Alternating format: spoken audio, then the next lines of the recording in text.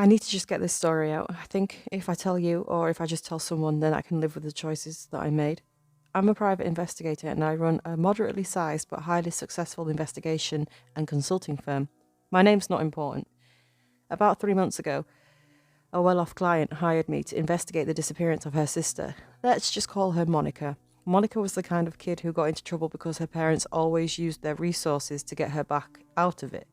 And she carried this entitled attitude all the way into her adulthood.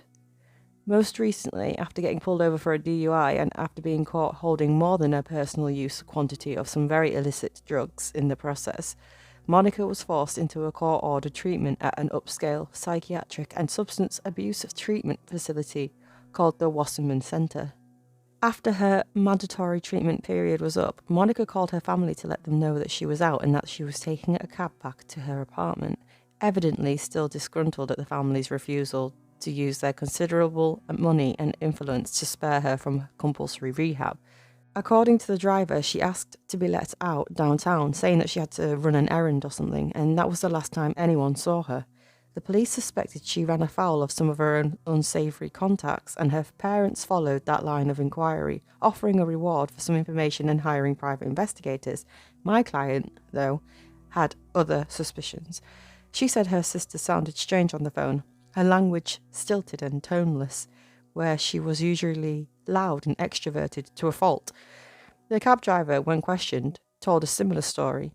None of the other investigation firms her family hired turned up anything concrete, but they did turn up the rumours about the Westerman Centre, unethical experimental treatments, excessive secrecy, stuff out of the real-life horror stories of abusive mental hospitals in the early 20th century. The thing is, Wasserman also underwent regular inspections from state regulators and always passed with flying colours. There were no grounds for a police investigation, especially since Monica evidently left the centre under her own power and in good health. Unfortunately, I didn't have any better luck on my own inquiries. My small but highly capable staff of ombudsman and apprentice investigators was shut down at every turn by a bureaucratic wall of silence. But I didn't get where I am in this business by taking no for an answer, so I got here by doing what other people wouldn't even consider. It turns out that it's relatively easy to get yourself committed. Yeah, pretending to be crazy in order to get locked up, after all, isn't exactly the kind of behaviour people expect from a sane person. A 911 call using the right keywords to convince them I was a potential danger to myself and others was all it took for me to get myself picked up and sent off for a 72-hour evaluation. Contacts I'd cultivated in the police department and municipal government ensured that I was one of the limited number of psych cases from police processing who were sent to Wasserman for treatment, as it's a private facility, but they contract to take a certain number of cases per month from the county as a sort of like public service. Once on the inside, I was able to begin my investigation in earnest. I came in knowing it was a high-end facility that frequently catered to the rich and well-connected, but even I was surprised and how, well, nice the place seemed. It seemed that the centre had a stated policy of cultivating a safe, nurturing environment for recovery and treatment by restricting the patients as little as possible, just enough to ensure their safety and that of the staff. Meaning I was relatively free to move around the part of the complex where my private little room was located.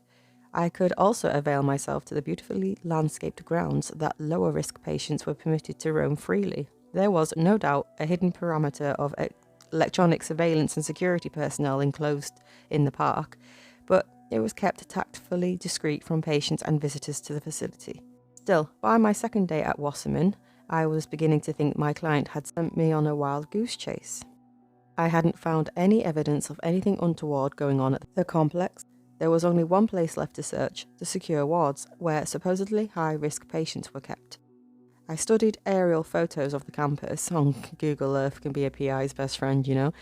And I knew that in some places, the part of the grounds adjoining those wards was separated from the section I was allowed to roam around in by nothing more than a tall, dense hedge, which would not be impossible for me to squeeze through unnoticed if the staff weren't watching me too closely. What I found on the other side wasn't immediately shocking. A group of patients standing in 4 neat rows, facing the same direction. At first, I thought I'd just stumbled on some kind of an organised group activity, but there were no member of staff nearby and no one leading the class. I frowned and took a step forward. it being a bad idea to startle a patient in a mental hospital. I cautiously worked my way around the group and approached them so they'd see me in their peripheral vision before I got too close. "Hello," I called to them, glancing around for any signs of nearby staff. They gave no response, continuing to stare straight ahead. Carefully, I approached one of the patients in the front row, an older man with a fringe of white hair on his otherwise bald head. "Hi there," I said a little louder as I glanced around. He slowly turned his head to face me, and as I saw his face, I recoiled in shock. A chill ran down my spine. "Hi," he replied, haltingly, blinking slightly puffy, and discoloured lids over unfocused eyes. I'd seen faces like that before, in photographs, when I was researching the history of abuse at mental health facilities in preparation for my investigation at Wasserman. The man had 2 black eyes, but not the kind that you'd get in a fist fight. This was the telltale bruising that forms from the insertion of a sharp surgical probe under the eyelids into the brain through the roof of the eye during a transorbital lobotomy. The elderly man with the bruised eyelids said nothing more to me, turning just as slowly back to facing front after a few seconds. As I scanned the vacant faces of the patients standing in their neat rows, I noticed 2 others with a similar discoloration and 1 more with bruises that were almost faded. Judging by the docile and transfixed behaviour of the entire group, I suspected the ones with bruising were just ones that had had the procedure most recently. They must have performed the procedure on all of them. Mass lobotomization was supposed to be a thing of the past, a dark chapter in the medical history, but judging by what I saw here, it was very much alive at the Wasserman Centre. I pulled out the tiny digital camera I'd smuggled into the facility with me and snapped several pictures of the patients. This was the evidence I needed. Sterling inspection record or not, I knew that this would be enough to at least launch an investigation by the State Medical Board. I made my way back to the hedgerow and forced my way through again, squeezing my eyes tightly to avoid scraping my little corneas as I pushed past the tightly woven tangle of thin branches and sharp-edged leaves. When I opened them on the other side, I froze. A short, older man in an ill-fitting brown suit faced me, a grim expression on his deeply lined face. I recognised his face from my research. Standing before me was Dr. Henry Wasserman, flanked by 2 burly hospital orderlies. He sighed heavily, his expression turning slightly sad. "I really wish you hadn't seen that." I didn't struggle when the 2 orderlies patted me down and relieved me of my contraband, the tiny camera, my lockpicks, and a few other compact items that I'd smuggled into the asylum in the very carefully hollowed-out soles of my shoes, before grabbing hold of my arms and gently, but insistently, guiding me across the green. I'm an investigator, not a kung fu master, and it was pretty clear to me that the doctor's hulking grim minions were more than capable of manhandling me all the way to wherever I was going if I pushed my luck. As we walked, Dr. Wasserman casually showed me the compact syringe he carried with him, and raised an eyebrow pointedly. I scowled back at him, but said nothing. I realised that there was no point in trying to call for help or make a scene. For one thing, if he was willing to perform mass lobotomies on the patients in his care, it seemed plausible that he was willing to inject me with something a little more permanent than a sedative. Even if it was just a tranquilizer, I rated my chances of getting out of this a lot higher if I remained conscious. "Please secure Miss Bly in room N2 and keep an eye on the door. I'll be along to join you shortly," Wasserman ordered his goons as we re-entered the centre through a small side door. Me and the 2 orderlies parted ways with the doctor and headed down a long, narrow corridor. I hadn't been in this part of the centre, leading me to conclude that we must be in one of the secure wards that I'd already been unable to access earlier in my investigation. "You don't have to do this," I murmured softly to the pair of giant clads in scrubs. "My name is Natalie Bly. I'm a private investigator. People at my firm know where I am, and if I'm still here after 72 hours, they'll come looking for me, and your boss won't be able to cover this up. But if you help me..." "Please keep quiet, Mrs. Bly. We are almost there," one of the thugs said mildly. "I'm trying to help you. Listen, if you're making yourselves accessories to multiple felonies, but if..." "Ha!" I cried out in pain and stumbled slightly as the other orderly tightened his grip on my arm to a surprisingly painful degree. The 2 didn't even break their stride, dragging me forward until I got my feet under me again. "Please keep quiet," the first orderly repeated, his voice still calm and professional. Since a broken arm wouldn't improve my rapidly diminishing options for escape, I walked between my stoic captors in an angry silence until we reached a plain door with a simple plastic nameplate reading N2. They opened the door and brought me inside. It was just an empty, unlit room with 4 chairs and a table in one corner. The only unusual feature was a long curtain covering a window along the wall opposite the door. Unless I was much mistaken in my understanding of the centre's layout, that room shouldn't have any exterior wall. "Wait here," one of my captors ordered as he flicked on the lights in the room. Then he looked at me and pointedly added, "We'll be just outside." I snarled at the orderlies as they retreated and closed the door behind them. A jangling of keys followed by a sharp click told me that they locked it as well. I paced for a minute or two, looking around frantically for any potential means of escape. The walls were painted concrete, there wasn't a hanging ceiling, so nothing to climb up to, and no one bigger than the average house cat could ever fit inside the single HVAC vent that just left this mysterious window. I slowly walked over to the side of the window and tugged on the pull cord that hung there. The curtain parted smoothly, and my eyes widened. I hadn't expected that. On the other side of the thick glass was a room that looked a lot like a smaller version of the neonatal ward in a hospital. There were 4 bassinets in a neat row, each one accompanied by a medical chart affixed to the end, and 1 preemie incubator. At the end of the row, a woman dressed in a loose-fitting sweatshirt that were the patient uniform at Wasserman Centre sat in a large armchair, smiling faintly down at a bundle in her arms. The child the patient held immediately drew my eyes. It looked off. Its eyes were small in proportion to its head, which itself seemed misshapen, narrow at the top and broader in the jaw than an infant should have. The baby's nose was also sharply upturned, and its tiny ears seemed strangely flattened against the side of its head. I glanced at the other bassinets and drew in a breath sharply. They were deformed as well, though in more pronounced ways than the child the woman held. The second bassinet from the left contained a sleeping infant that looked like its tiny face was nearly split in half, from what should have been its upper lip all the way to the bridge of its nose, almost like an unbelievably severe cleft palate. The child in the bassinet next to it looked half awake, blinking its drooping eyelids sleepily, and it was missing its hands, the little arms splitting at the wrists into 2 malformed digits like fleshy pincers. The bassinets on either end of the row were currently empty, but the incubator held a pitifully small baby connected to 6 tubes and wires. An angry red wound, recently sutured, stretched across its tiny pale chest, which rose and fell in a heart-breakingly ragged rhythm. "God in heaven," I breathed. "What kind of experiments have these bastards been doing here?" I turned my attention back to the female patient who held the oddly proportioned baby. Even if the children were experiments, why would Wasserman be allowing mental patients to handle them unsupervised? I tapped cautiously on the glass to no response, and then again, slightly louder. The woman heard it this time, and I realised 2 things as she slowly looked up from the child, glancing vacantly around the room. 1, she clearly couldn't see me. The glass must have been a one-way mirror. And 2, I recognised her. It was Monica, the woman whose sister sent me here to investigate. My guts clenched as I realised the patient's identity and what they'd done to her. With her head raised, I could see the faint shadow of faded blue bruises around her pale blue eyes. She'd been lobotomised, just like the patients in the grounds. I stiffened suddenly as I heard Dr. Wasserman's voice from behind me. I hadn't heard him enter. "Tell me, have you begun to understand yet, Miss Bly?"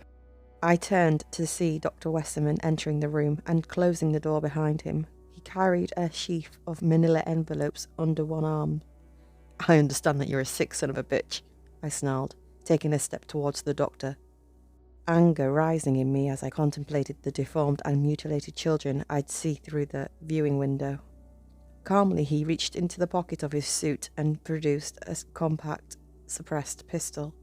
"I'm here to have what I hope will be a civil conversation with you, Miss Bly, but I've no intention of permitting you to physically attack me. Why don't you have a seat?" I took a deep breath. I wasn't interested in what this twisted bastard had to say for himself. But if I was going to survive this long enough to find an opportunity for escape, I needed to be smart. So I cautiously took a seat, keeping my eyes on my deceptively innocuous captor. "I see you have seen our neonatal facility," he said, as he began laying the folders out on the table. "What do you think? I think there's a special place in hell for people who hurt children." He sighed heavily, and he continued arranging the folders on the tabletop. They looked like patient files, each one marked with a name. "If there is such a place, I expect you are probably right." "So why are you doing it?" I snapped. He raised his eyebrows in surprise, then nodded slowly as if coming to a new understanding. "Ah, yes. You would think that given what you've seen, but you misunderstand, Miss Bly. I am not responsible for the suffering of those children on the ward. Yeah? Then who is? He lowered himself into the chair across from me, keeping his pistol pointed in my direction. Their parents, of course, their mothers in particular. I frowned in confusion as he gestured to the viewing window. The children you see there are the children of patients, women lost to substance abuse so completely that they could not moderate the feeding of their addiction even for the sake of their children. He began to list their afflictions, ticking them off on his fingers one by one. His voice had an air of clinical detachment, but I could also detect a note of suppressed anger beneath the surface. Syndactyly, severe cleft palate, a heart defect requiring surgical correction. All a direct result from their mother's substance abuse while pregnant with them. I was beginning to understand. The child Monica's holding in there? Her son, Westerman confirmed. Tana has one of the worst cases of fetal alcohol syndrome our paediatrician specialists have ever seen. The external physical signs are quite evident, of course, but only time will tell us the full extent of his mental and physical impairments. But Monica is a special case. How, sir? I asked. The mothers of the children were alcoholics or drug addicts. Monica, in truth, is neither. Her disease is something else entirely, Wasserman explained. Specifically, it is the disease of evil. You can't be serious, I replied blandly. I'm quite serious, Wasserman affirmed without missing a beat. You see, Miss Bly, many years ago when I was in medical school, I was part of a small, I guess you might call it a study group. This particular group's interest was the philosophy of medicine, and it was there that I first heard a fellow student broach the subject of a theory he had developed while studying epidemiology. He believed that evil itself might be best understood not as an ephemeral philosophical concept, but as a disease. I'm not sure I follow, I admitted cautiously. Evil, according to this theory, is a disease that spreads in a predictable fashion. From person to person through acts of evil. You have doubtless heard, for example, of how most of those who abuse children were abused as children. It is as though they were infected by the very evil that victimized them, which grew and festered inside them and in time pushed them to pass on the infection to others. That is one example, but far from the only one. So what, that's your treatment? I asked, gesturing to the women on the other side of the window. Someone's evil, so you just go scramble their brain and that makes them good? No, the doctor replied, shaking his head. The power to make men good is something I think that will remain forever beyond the reach of medicine and psychiatry. What I do is not a cure, it's more of a form of quarantine. I cannot cure them, but I can deprive them of the ability to spread the disease. Cut off the hand of a thief so he can't steal anymore, is that it? I challenged. Certainly not, Wasserman replied, with surprising vehemence. Maiming thieves, castrating rapists, such barbaric acts are evidence of the disease's spread, not its containment. The aesthetic foundation of the value of human life in society is the inviolability of the human body. Regardless of the evil ends a body may have been put to, it is invariably less evil to simply kill someone outright if you truly think them worthy of such butchery.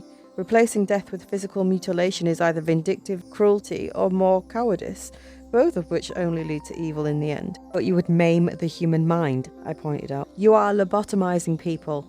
Not as such. Transorbital lobotomy, for all that it was performed with a sharpened probe with a blunt instrument in terms of its effects. We now know far more about the functioning of the brain than we did in the days when the procedure was common. The outcome is similar, I grant you, but the methodology is far more refined.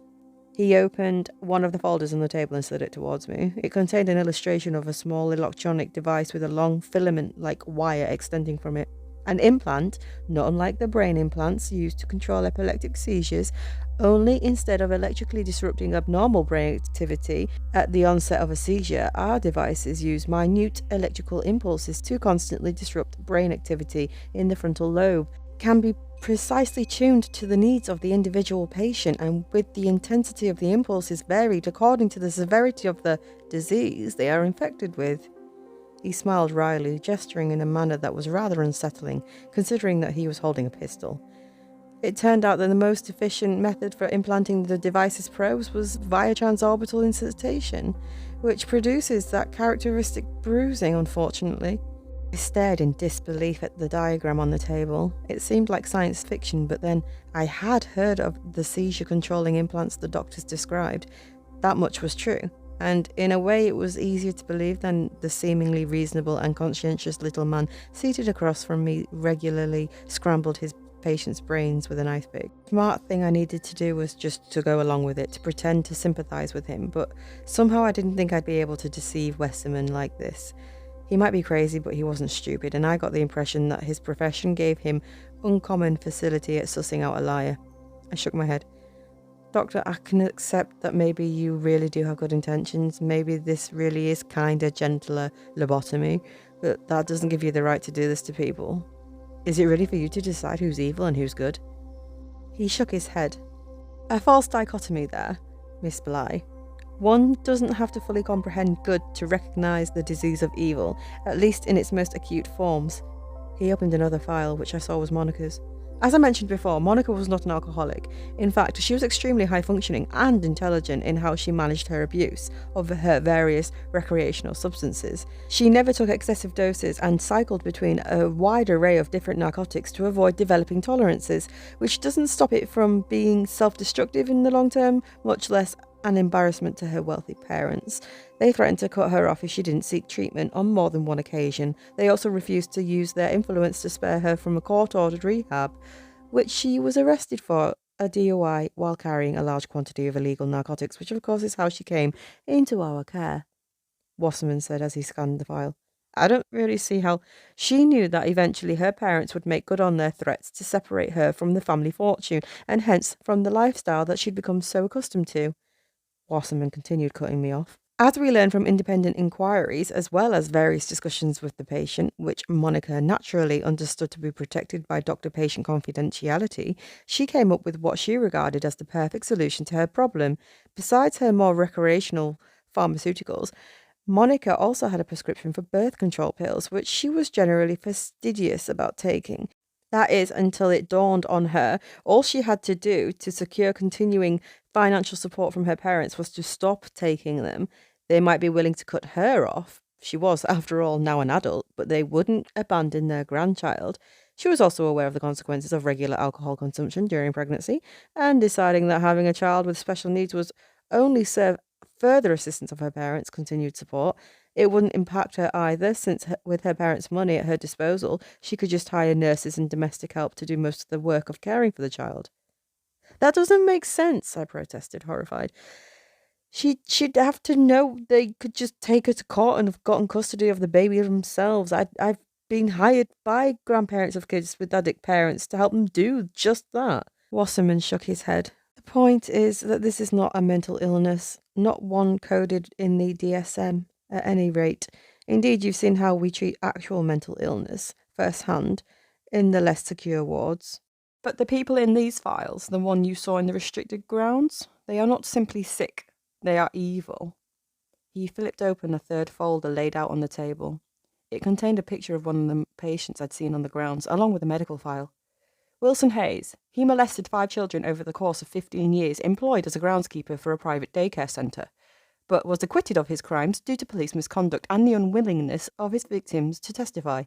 He opened another.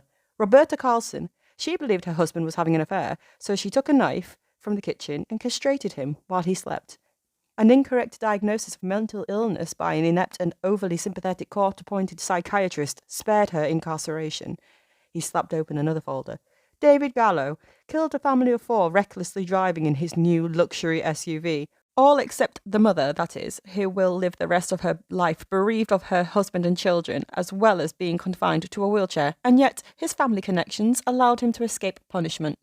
He tore open another folder, then yet another, outrage rising in his voice. Murder, rape, mayhem, wanton cruelty and destruction on all of them. All of the patients you saw on the grounds escaped the grasp of the legal system. All of them, free to continue spreading the disease. I sat there in stunned silence as the doctor took a deep breath and composed himself again. If there is a God, Miss Bly, I am most certainly not him. I know this. Perhaps I have no right to do what I do. I cannot make evil men good. But I also know that I can stop them from spreading the disease of evil to others, he said, his brow furrowed as if in pain. And if I can, then I must. I can mitigate the disease simply by removing the worst cases from the equation. He turned to the window where a psychiatric nurse was smiling and coaxing Monica into returning her baby to the bassinet. Her vague, vacant expression turned slightly distressed as reluctantly she handed her son back to the nurse. Then she bent down and placed a gentle kiss on his misshapen forehead. The doctor smiled sadly. I cannot make evil men and women good, Miss Bly, but when I take from them the majority of their capacity for will and reason and strip them of their self-determination, they do get something in return. In most cases, it is simply a kind of peace, in that they no longer hear the demons of their nature ceaselessly urging them to inflict their disease on new victims. In Monica's case, however, I like to think she has also gained something else, the capacity to love her child. I stood beside the doctor in silence for a long time, watching the nurse lead her compliant charge out of the neonatal unit before I spoke again. Why are you telling me all this, Dr. Wasserman? I asked finally. Because you, Miss Bly, you are not like the men and women in those files. You are not infected, which means that, convenient though it might be for me, I cannot do to you what I have done to them, nor indeed can I kill you. For the same reason, I will not become yet another vector of the disease I have struggled so long to combat. Yes, you are free to go, though I'm afraid I will have to hang on to the memory card from your camera. His expression turned serious again. In spite of that, I don't doubt, knowing what you know, and with the skills and resources at your disposal, you will be able to create some serious problems for the centre. Yes, which is why I'm surprised you're going to let me go, to be honest, I said cautiously. As I said, I do not feel I have the right to do otherwise. He reached out to the table and pointed rapidly. But when you leave this facility, Miss Bly, when you are deciding what you will do next, I ask you to consider something. The procedure that has been performed on these people in these files is not necessarily irreversible, and in any case, their implants must be regularly recharged by induction in order to continue functioning. If this facility were to cease operation, if those confined here were to be rescued by authorities, well, in time, they would regain their mental faculties and return to what they were before. The legal system has already failed to contain these individuals once, and while we were more than confident in our investigations, what would be admissible in a court of law is another matter. I looked over the files spread out on the table, contemplating the atrocities enumerated in each one, the evils perpetrated by each of the electronically lobotomized patients, and a chill ran down my spine, as I can imagine them walking free. The question you have to ask yourself is not simply whether or not you should try to destroy what I've built here. You should also ask yourself if you are willing to throw open the gates of hell in order to do so. Then, without further conversation, Dr. Wasserman collected his folders and bid me farewell. The pair of heavy-handed orderlies that apprehended me escorted me quietly back to the non-secure ward, from which I was discharged shortly afterwards. And that is the story of how I infiltrated the Wasserman Centre and discovered the secret behind Monica's disappearance. Dr. Wasserman didn't give me a chance to ask him about it, but it wasn't hard to deduce how the illusion of Monica's departure had been created. They'd simply had Monica herself make the call to her family after coaching her on what to say, then most likely had a member of staff with a simple enough build and appearance hire the cab to take her downtown using Monica's credit card. Then she disappeared into the crowds before making her way back to the centre. Cab drivers see thousands of people in passing. Even if he was shown a picture of the real Monica, there's little chance he would have noticed the difference when he was questioned about it later. That's it. Like I said at the beginning, I'm telling you this because I needed to tell somebody. The names have been changed to protect both the innocent and those I can't bring myself to pass judgment on. The official result of my investigation, in brief, is as follows. Despite a few spurious rumours to the contrary, the Wasserman Centre is exactly what it appears to be, a perfectly fine and efficient facility dedicated to treating the mentally ill and far ahead in the curve in terms of compassionate care and a respect for patients' rights. Though it is always discouraging to follow a seemingly promising lead to a dead end, the fact is that wherever she may be, the fault for Monica's disappearance does not lie with the centre.